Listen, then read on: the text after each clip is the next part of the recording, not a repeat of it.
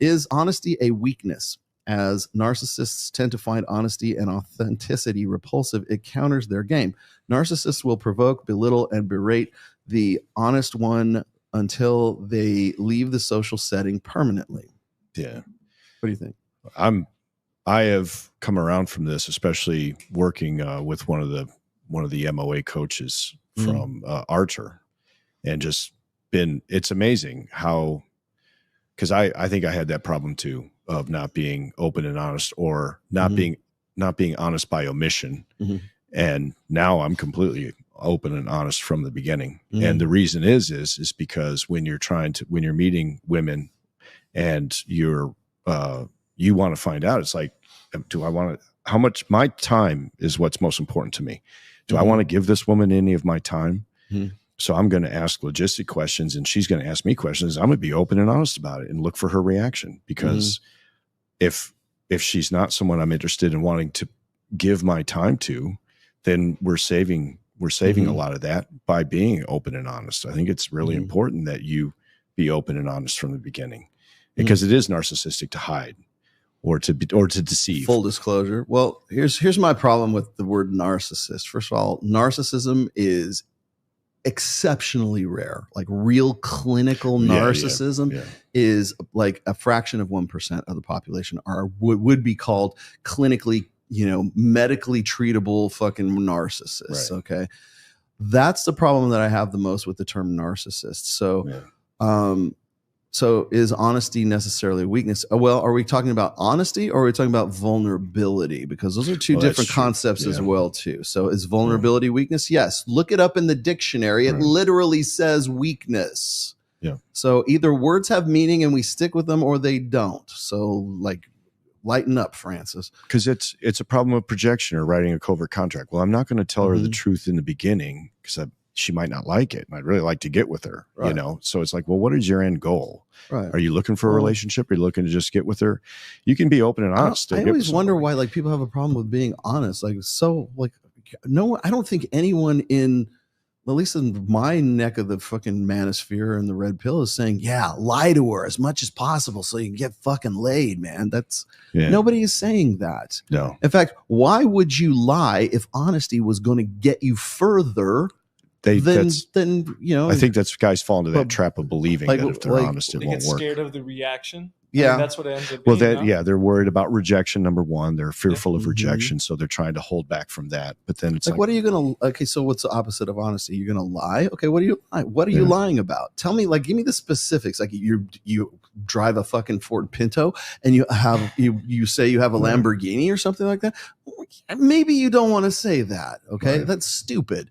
But like, as far as honesty is concerned, it's like, well, I think more guys have a problem with being too honest and spilling their fucking guts on the restaurant table on date number one, instead of being, somewhat of a challenge, being like, make a woman work for that honesty, make her fucking like want to unwrap you as like a fucking onion, like the layers of you. And it's a very simple concept. I didn't come up with it, but it's called breadcrumbing.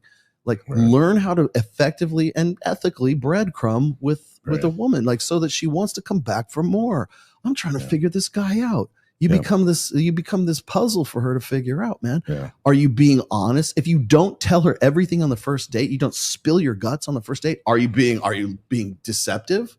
No, you're still being honest. You're just drip feeding the fucking honesty to her, because so she becomes, wrapped up, and she wants to be more engaged. She wants to be a part of your world, right? She wants are you controlling frame by drip feeding honesty, or are you controlling flame by going, okay, when I was 12, my mom said this, and when I was 13, I went to junior high school and I got wedgies and I didn't really fit in, and then by the time I was 16, when I was a sophomore in high school, and on and on and on and on, your whole fucking life story like that.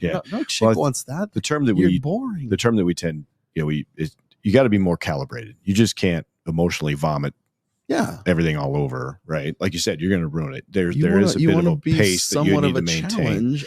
Like people say, you want to be a mystery.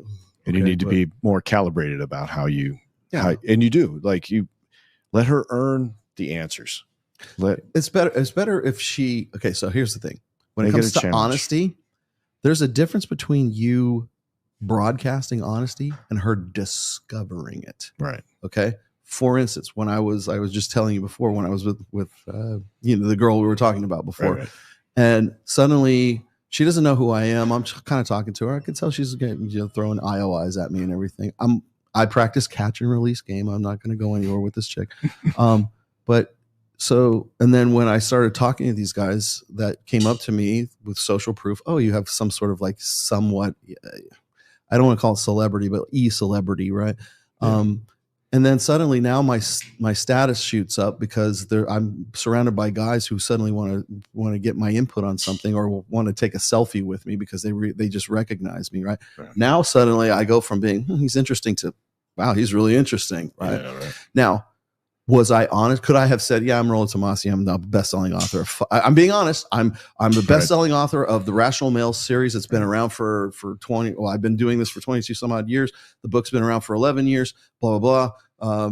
I really help these guys out. I save their lives. It's like you're reading from your resume. Yeah. So if I don't give her my resume, am I being honest about it, or am I being disingenuous by not telling her everything right up front within the first 5 minutes, or is it more effective if I don't say shit and then suddenly these guys come up to me and go, oh, are you Rollo Tomassi? I want to shake your hand, right? Yeah. That is way better fucking social proof and pre-selection than it would be if I was to just go rattle off all my fucking bona fides to a chick. So no, it's true. So even it seemed like a pretty easy question, right? But it's not an easy answer. Yeah. Right? Well, and then so it's like but the thing I get is this, and I've had this conversation recently, is narcissism.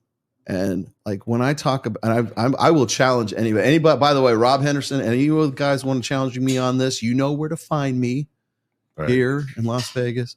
I don't think we should call dark triad personality traits dark. I don't think at all. I think they're just personality traits.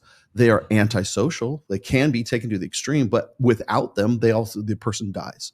So like if we take narcissism to its most illogical extreme, then you get the Tinder swindler. Okay. Right.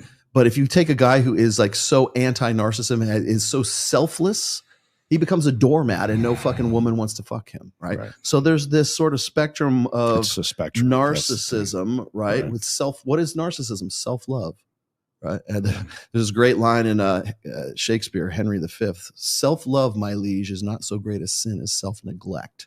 That's just describing the two ends of that fucking spectrum as far back as, Shakespearean times, right? And so you got the guy who's the doormat who just basically has no self-love. He's just selfless and would lay over kin altruism, right? Would just die for the tribe, right?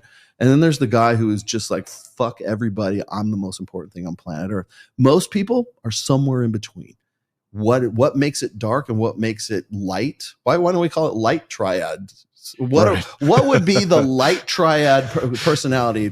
Agreeableness, conscientiousness, shit that fits in with a female life plan, probably. But yet, what's the number one attractant to men? It's dark triad personality traits. If you have those in a character in a movie, women gravitate towards that. Do. They want that. They want narcissism. They want Machiavellianism, which most women couldn't even tell you who Nikolai Machiavelli is, right? The vampire, the werewolf, the beast. Right.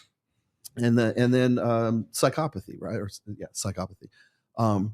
If I would say you're a psychopath, then what are you, like, Jeffrey Dahmer or something like yeah, that's a spectrum. It's a spectrum. But people still have levels of psychopathy to their personality. I do, you do, everyone else. Sure. Because if you didn't, you'd be dead, right? Because you would just give up everything. That leans over in towards nihilism. Yeah. So there has to be some sense of self-importance. Otherwise, you would not go and eat your Taco Bell Grande to keep yourself alive, right? Quiero Taco Bell. I know.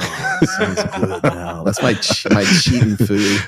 Cheating food is Taco Bell. Damn. The macros on the number 10, it's like 3 Dorito Loco tacos and a drink or whatever. Fuck, but I'm in. The macros are not that bad. There's some for a cheat meal, it's not bad. I remember Jacob. Jacob liked to go on tacos. There was something he used to get there because the macros weren't too bad. He would pick out on that. Yeah. I know. Don't. It's Sunday. Sunday's my cheat day. I have to go on the way home. I'm looking at those Doritos over there. Yeah, it's tough. How do you stay so strong? Doritos. Yeah. No, but I think that the term narcissism is something we really need to sort of redefine, because we've been talking shit about narcissism for a long time. Yet it's a prime attractant for women. And then, so if that's the case, narrow it down. If that's the case, then why would that be? Why would narcissistic men be attractive to women? Why would psychopathic men be attractive? Why would Machiavellianism be attractive to men? We don't want to have those conversations. We just want to say that these are dark. They're antisocial. So what's the opposite of antisocial? It's pro-individual. So what's good for the individual seems to be what women are attracted to. Imagine that. The more, like, do the chicks dig jerks? I can't believe it. Do I have to be an asshole? No, but you have to harness the energy and the attitude of the asshole. You don't have to be, a son of a bitch.